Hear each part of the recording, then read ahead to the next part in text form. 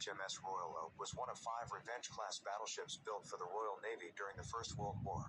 The Revenge-class ships were designed as slightly smaller, slower, and more heavily protected versions of the preceding Queen Elizabeth-class battleships. The main armament and weaponry of the Revenge-class battleships typically included 8 15-inch Mark I guns arranged in 4 twin-gun turrets, 2 forward and 2 aft.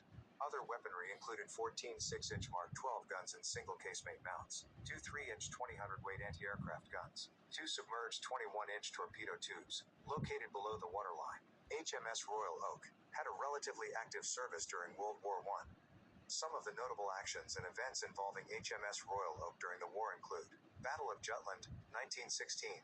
As mentioned earlier, HMS Royal Oak participated in the Battle of Jutland as part of the 4th Battle Squadron of the British Grand Fleet. Although it did not directly engage in significant actions, it played a supportive role in the overall fleet maneuvers. North Sea patrols. Like many other Royal Navy ships during World War I, HMS Royal Oak was involved in patrolling the North Sea to enforce the British blockade of Germany, intercept enemy ships, and protect British shipping lanes. Bombardment of the Belgian coast. HMS Royal Oak, along with other British warships, participated in the bombardment of the Belgian coast, targeting German coastal installations, batteries, and troop concentrations.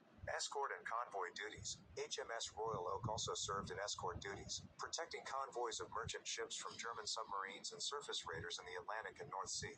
Training and support roles. Additionally, during periods of relative calm in the naval theater, HMS Royal Oak, like many other battleships, was involved in training exercises, gunnery drills, and support roles for amphibious operations and fleet maneuvers.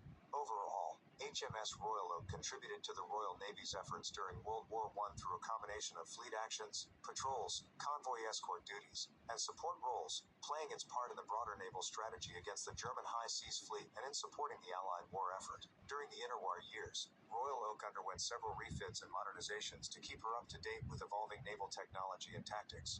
These modifications included improvements to her armor, weaponry, and propulsion systems. Additionally, she participated in various naval exercises, fleet reviews, and international events, serving as a symbol of British naval power and presence around the world. Royal Oak also played a role in enforcing naval blockades and maintaining peace during this period, particularly in the Mediterranean and North Sea regions.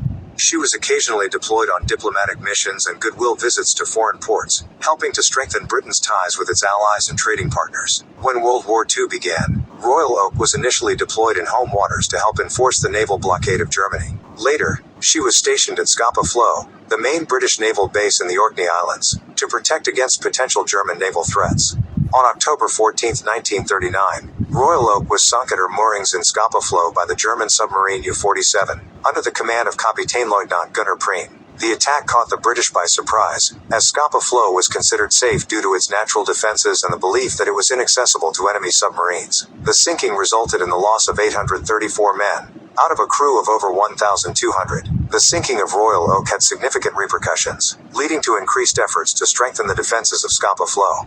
The loss of life also had a profound impact on the British public and served as a rallying cry for the war effort. After the war, efforts were made to salvage the wreck of Royal Oak, but much of it remains at the bottom of Scapa Flow as a war grave and memorial to those who lost their lives in the sinking.